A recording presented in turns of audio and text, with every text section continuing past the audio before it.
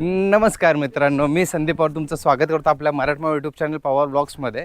आज आपण आलो आहे चक्क साताऱ्याला माझ्या आईचा आजोळ आहे. आणि साताऱ्याला आज आपण बघणार आहोत मेरुलिंग आणि बाळूमामाचं मंदिराचं दर्शन. तर मेरुलिंग खूप पवित्र आणि खूप जुनं आणि एक पुरातन इतिहास असलेलं एक मंदिर आहे. आणि त्या मंदिराचा इतिहास आणि त्या मंदिरामध्ये म्हणजे इथे आपण बघितलं ना तर एका किल्ल्याची तटबंदी आणि बुरुज ज्याप्रमाणे उभे असतात त्याप्रमाणे आपल्याला ह्या मंदिराची बाहेरची बांधणी बघायला भेटते. नमस्कार मित्रांनो, माझ्या आईचे गाव सायगावच्या भाग 3मध्ये आपलं स्वागत आहे. आज मी आपल्याला सातारामधील पवित्र आणि जागृत देवस्थान म्हणजेच मेरुलिंग महादेवाच्या मंदिराचे तसेच पंचगंगा स्थित एक जागृत शिवलिंग दाखवणार आहे. सातारा जिल्ह्यातील जावळी तालुक्यात डोंगर माथ्यावर वसलेले मेरुलिंग मंदिर हे भगवान शिवाला समर्पित असलेले एक प्राचीन आणि निसर्गरम्य तीर्थक्षेत्र आहे. सातारा शहरापासून साधारणपणे 20 ते 25 किलोमीटर अंतरावर असलेले हे मंदिर आपल्याला नैसर्गिक सौंदर्यासाठी आणि ऐतिहासिक वारशासाठी ओळखले जाते. पांडवकालीन इतिहास म्हणजे या मंदिराचा काळ पांडवकालीन मानला जातो. असे मानले जाते की हे मंदिर पांडवांनी स्वतः बांधले आहे. मित्रांनो, मेरुलिंग हे एका डोंगरावरती आहे आणि बोललं जातं की इकडे 5 पांडवांनी एक बांधलेलं देऊळ आहे, एका रात्रीत बांधलेलं आहे. आणि सकाळी जेव्हा कोंबडा आरवला तेव्हा त्यांना ते काम सोडून जावं लागलं.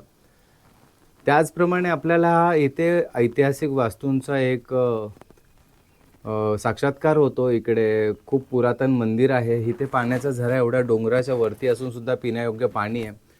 आणि महादेवाचं मंदिर आहे. वरती दीपस्तंभ बघायला भेटतो, घंटा बघायला भेटते, नंदी महाराजांची मूर्ती बघायला भेटते, पालखी बघायला भेटते.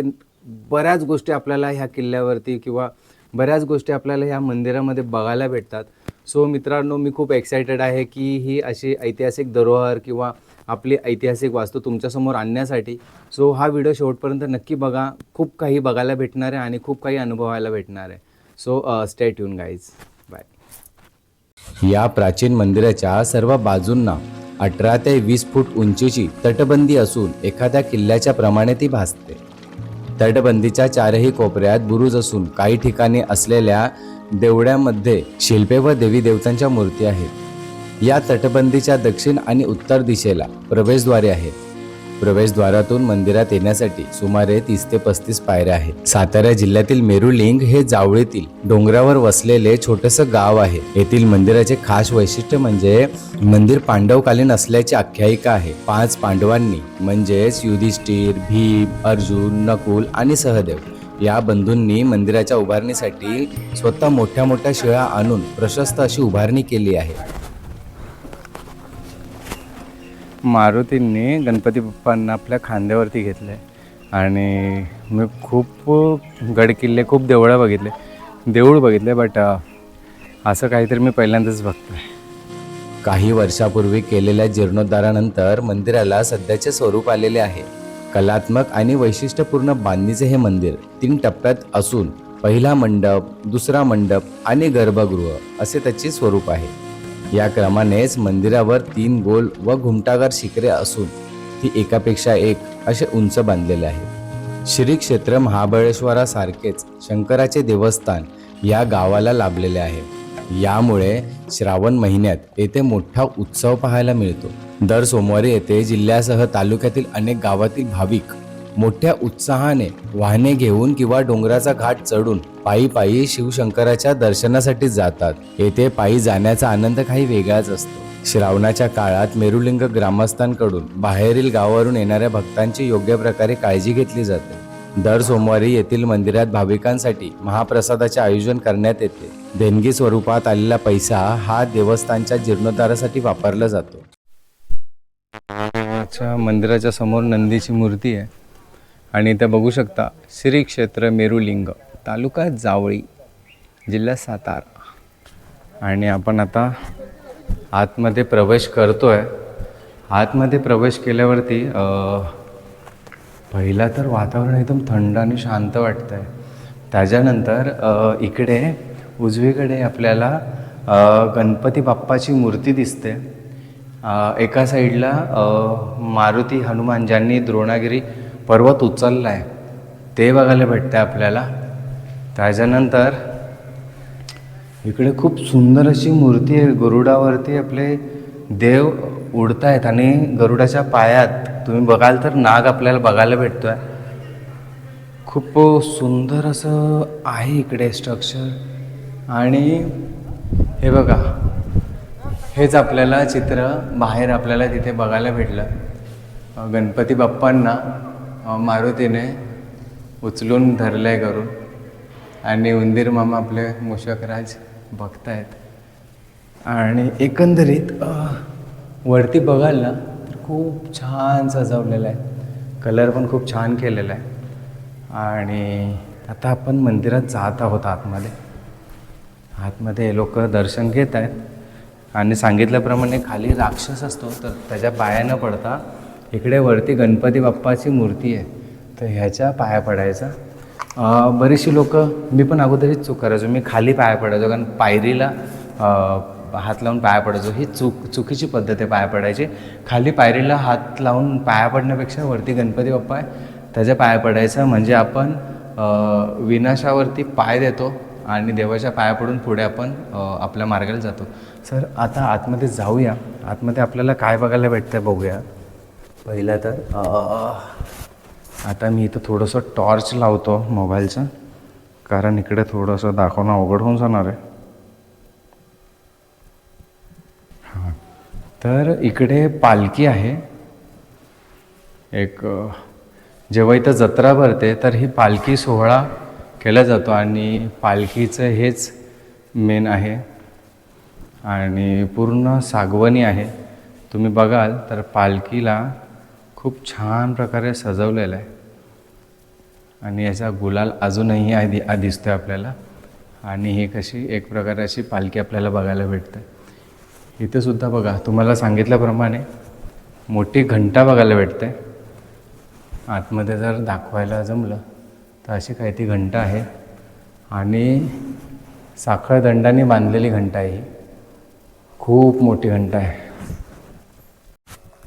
सो मित्रांनो, अनप्लान्ड होतं, माझं काहीच ठरलेलं नव्हतं आणि त्यामध्ये हा गोप्रो माझ्या बॅटरीला काय माहिती काय प्रॉब्लेम क्रिएट करतो आहे. शिवाय मी आलो अनप्लान्ड असलं तरी आणि मेरुलिंगाला आलो आहे, दर्शन घेतलं. अवघ्या मी 26 ते 27 वर्षाच्या नंतर येतो आहे आणि त्याच्यानंतर पण मला एवढं एकट्याला असं मोकळं दर्शन करायला भेटतं आहे. खरंच महादेवाची कृपा. आपण जाऊ तिथे आहोत.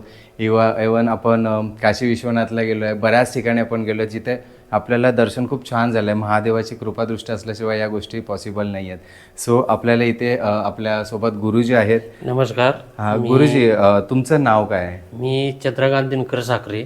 हां, इथे मी 50 वर्ष, म्हणजे 35 वयाच्या 15व्या वर्षापासून 35 वर्ष मी इथे सेवा करतोय. अच्छा. तर आता ह्या स्थानाचं महत्त्व सांगायचं म्हटलं तर लिंग आहे ते स्वयंभू आहे. हां, लिंग स्वयंभू आहे. अच्छा, असं लिंग तुम्हाला कुठेही म्हणजे बघायला भेटत नाही. बरोबर. ह्याच्यावर हे पंचगंगा जिवंत पाण्याची झरी आहेत. अच्छा, आतमध्ये. हो. अच्छा अच्छा, येऊ का तिकडनं?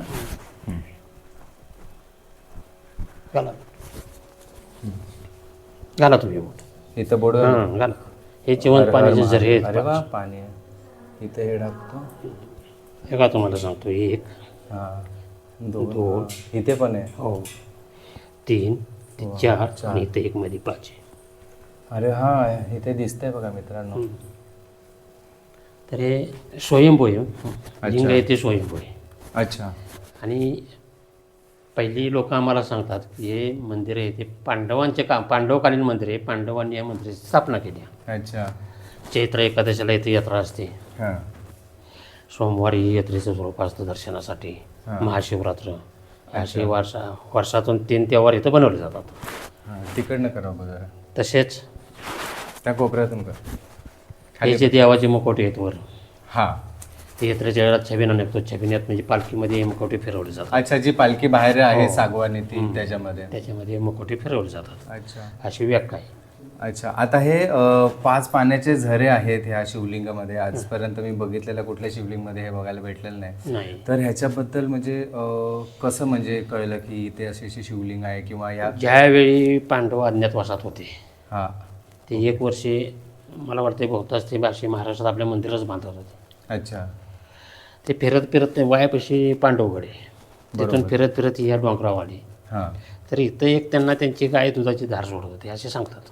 अच्छा, गाय दुधाची धार सोडत हो. होते. अच्छा त्यांनी का तशी करते म्हणून त्यांनी इथं खोदलं. हम्म. तेव्हा त्यांना हे लिंग सापडलं. यातून पाण्याचं कारंजेवर आले. अच्छा म्हणजे हे पंचगंगा आहेत त्याची मधून अच्छा, म्हणजे हे मंदिर एकंदरीत पांडवांनी पांडवांनी बांधलेलं आहे. बांधलेलं मंदिर आहे. आणि ज्या भाविकांना यायचे आपल्या देवळामध्ये आणि सड्या हाताने एक देणगी स्वरूपात एक हो रीतसर मदत रजिस्टर करायची. नंबर बघून ते मदत करू शकतात. देणगी पावती दिली जाईल. अच्छा, जर कोणाला ऑनलाईन पेमेंट करायचं असेल तर तुमच्यापैकी हो कोणाचा QR कोणाच्याही कोड नंबरवर वगैरे असला असेल, तर त्यांना रीतसर ती रजिस्टर नंबरची पावती मला दिली QR जाईल. कोड द्या तुम्ही, म्हणजे मी आपल्या प्रेक्षकांना ते स्क्रीनवरती ओके, देईल. चालेल. आणि ज्यांना सड्या हाताने मदत करायची तर त्यांनी प्लीज करा. आणि खूप सुंदर आहे मंदिर आणि एकंदरीत गुरुजी पण खूप सपोर्टिव्ह आहेत. आणि इथे ज्या वेळेला जत्रा भरते ती कधी जत्रा भरते? चैत्र एकादशीला शिखर शिंगणापूर्वी एकादशीच कामदा एकादश पाडवा झाल्यानंतर पाडव्याला देवाला हळदी लागतात अच्छा आणि एकादशीला लग्न असतं. अच्छा, आणि मग इथे जगभरातनं महाराष्ट्रभरातनं हो लांब लांबून लोक येतात दर्शनाला. मानकरी आहेत. अच्छा, 35-36 गावचे मानकरी आहेत तिथे. अरे वा. ते मानकरी सगळे हजारात कावड्या नसतात दुसऱ्या दिवशी. अच्छा, कावड्या कावड्याचाही कार्यक्रम होतो. हो पाडव्याला हळदी लागतात देवाला. अच्छा म्हणजे हे 10-11 दिवसाचा कार्यक्रमच असतो यात्रेच्या आधी. अच्छा, खूप छान आणि खूप बरं वाटलं गुरुजी तुमच्यासोबत बोलून आणि खूप या धन्यवाद. तुम्ही बी असंच हा, आता तर दर्शनासाठी आलो, आता कधी. नक्कीच हो. येऊ आणि महादेवाने बोलवलं तर सहकार्य पुन्हा अशाच आपण करा. नक्कीच येऊ. Yes yes yes. आणि मित्रांनो, तुम्हाला पण जर कधी चान्स भेटला साताऱ्याला यायला तर मेरुलिंग या देवस्थानी नक्की या. आणि इथले विश्वस्त आणि सगळे खूप सपोर्टिव्ह आहेत. तर तुम्हालासुद्धा महादेवाचं दर्शन घेता येईल. आणि त्याच्या व्यतिरिक्त जर तुम्हाला सड्या हाताने काही मदत करायला इच्छा असेल तर तुम्ही यांना ती देऊ शकता. रितसर तुम्हाला पावती दिली जाईल. आणि माझी अशी इच्छा आहे की आपल्या लोकांनी अशा आपल्या दैवीय अशा देवळांना सड्या हाताने मदत केली पाहिजे, जेणेकरून त्यांचा जीर्णोद्धार होईल. आणि पवार ब्लॉगच्या या माध्यमातून मी ज्या लोकांना, क्वचितच लोकांना माहिती नाही असं आहे कारण हे खूप फेमस असं ठिकाण आहे, पण ज्या लोकांना माहिती नाही आहे किंवा आपल्या प्रेक्षक वर्गाला हे मी दाखवतो आहे की इथे आपल्याला मेरुलिंग या देवस्थानी शिवलिंग बघायला भेटतं, ज्याच्यामध्ये पंचगंगा आहे. आणि ही शिवलिंग अशी कुठेच आपल्याला बघायला भेटत. रुद्राक्ष आकाराची शिवलिंग आहे. हां, का बोलले? रुद्राक्ष आकाराची. हां, रुद्राक्ष आकाराची शिवलिंग आहे. आणि गुरुजींनी खरंच छान माहिती दिली की पांडव जेव्हा अज्ञातवासात होते त्यावेळेला गाय एका जागेवरती येऊन नेहमी दूध देत होती. तर त्यांना ते आश्चर्य वाटलं की नक्की एका जागेवर तू दूध का देते गाय. आणि मग ते खोदल्याच्या नंतर मग गुरुजींनी सांगितल्याप्रमाणे शिवलिंग आले आणि त्याच्यातनं पाण्याचे फवारे आले आणि त्याच्यामधनंच पंचगंगा आपल्याला बघायला भेटली. तर खूप म्हणजे आपलं सह्याद्रीतले मंदिरं आणि आपला प्राचीन इतिहास खूप महत्त्वाचा आणि खूप मोठा आहे. तर आपण ही आपली संस्कृती जपली पाहिजे. आणि तुम्ही पण या आणि या देवाला नक्की भेट द्या. आणि गुरुजी, तुम्ही वेळात वेळ काढून आम्हाला वेळ दिल्याबद्दल खूप खूप धन्यवाद. ओम नमः शिवाय. हर हर महादेव. जय शिव शंभो शंकर महाकाल महाराज की जय. ओम नमो पार्वती पते. हर हर महादेव.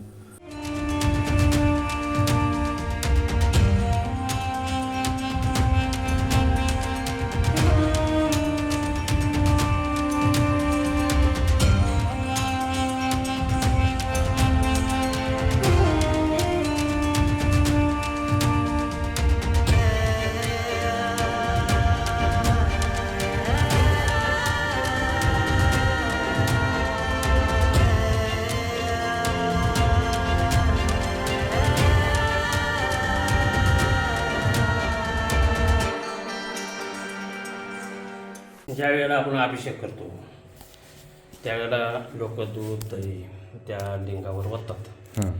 तर ते रुद्राक्ष आकारचं असल्यामुळे त्यातून काय ते दूध दही बाहेर निघत नाही आणि त्यातून त्याची का दुर्गंधी येते. त्यासाठी अभिषेक करताना त्याच्यावर ठेवण्यासाठी हे आवरण बनवलं. अच्छा, हे आतून कसं आहे? पोकळ आहे का आतूनच ना?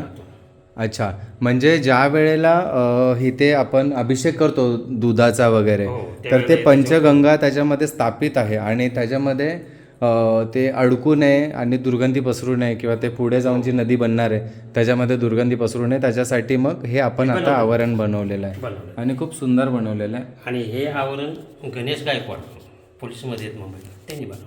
अच्छा, गणेश गायकवाड यांनी सप्रेम भेट केलेले मंदिरासाठी. खूप छान, खूप छान.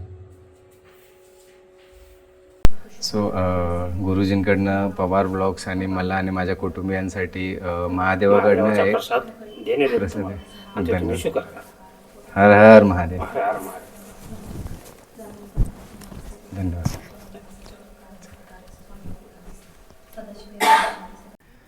इकडे आपण बघू शकतो इथे महादेवाचे एक शिवलिंग आहे आणि खूप पुरातन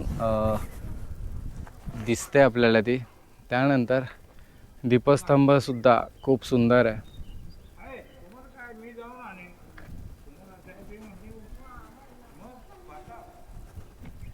इकडे पण बघू शकता देवाची मूर्ती आहे आणि पादुका आपण बोलू शकतो याच्यामध्ये. त्याच्यानंतर इकडे आपल्याला रामवरदायिनी मातेचं मंदिरसुद्धा बघायला भेटतं. आपण तिथे जाऊया, परंतु तत्पूर्वी आपलं आतापर्यंतचं बेस्ट लोकेशन मेरुलिंग बघून घेऊया कसं आहे. आणि खरंच म्हणजे एका किल्ल्याचा अनुभव या मंदिरात आल्याच्या नंतर आपल्याला भेटतो. आतमध्ये असे मोठे मोठे कोठार आहेत आणि असं काही आहे आतमध्ये. लाकडं ठेवलेत एका कोपऱ्याला असं.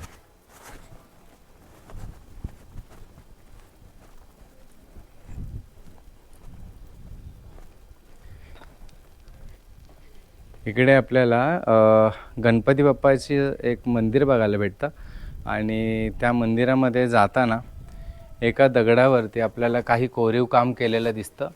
त्याच्यानंतर इथे नागदेवतासुद्धा बघायला भेटतात आणि प्रथम दर्शनी लाईक 2 नंदी आपल्याला एका टायमाला एका मंदिराच्या प्रवेशद्वाराला बघायला भेटतात आहेत. तर आपण आतमध्ये जाऊया. गणपती बाप्पाची मूर्ती खूप सुंदर आहे आणि मन नाही राहवत आहे.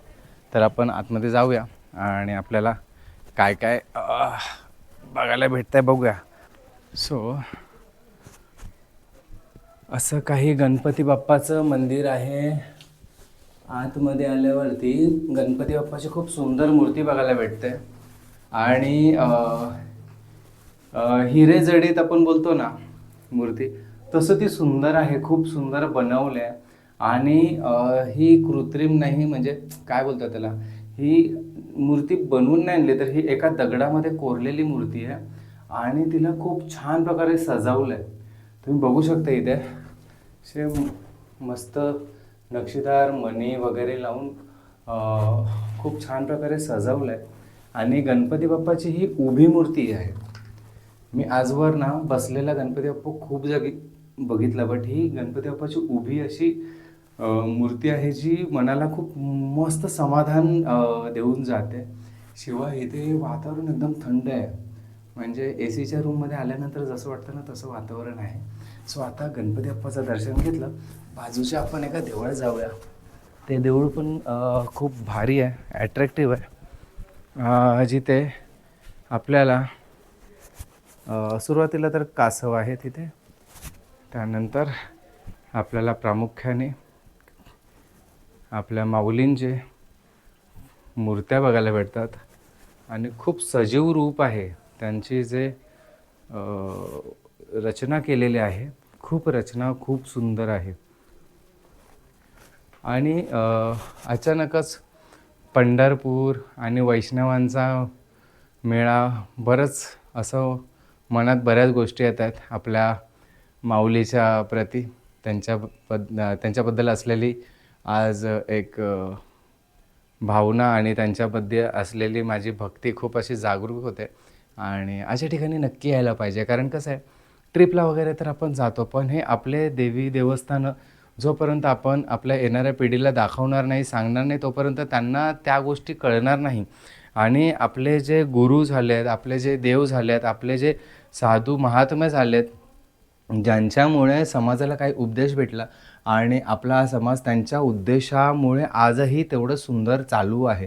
तर ह्या गोष्टी कुठेतरी आपल्या आजच्या 21व्या शतकातल्या काही लोकांना ते समजणं अवघड झालेलं आहे. सो मी माझा प्रयत्न करतो आहे की माझ्याकडनं जेवढं जमेल तेवढं मी आपला सांस्कृतिक ठेवा दाखवायचा प्रयत्न करेन.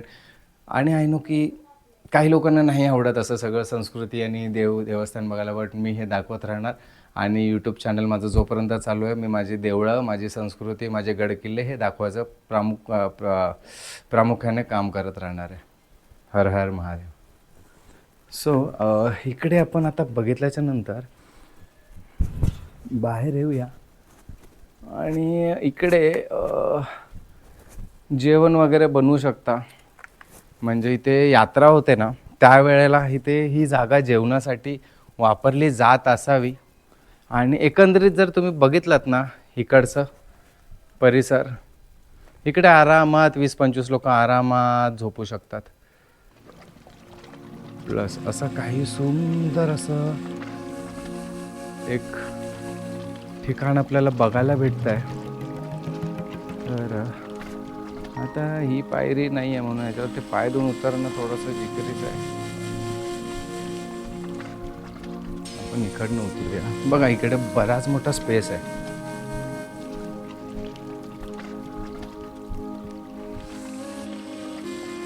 तर मित्रांनो, आशा करतो की माझ्या आईचं गाव सायगाव भाग 3 तुम्हाला नक्कीच आवडला असेल. आत्ताच्या या व्हिडिओमध्ये मी संदीप पवार आपली इथेच रजा घेतो. भेटूया लवकरच भाग 4 मध्ये.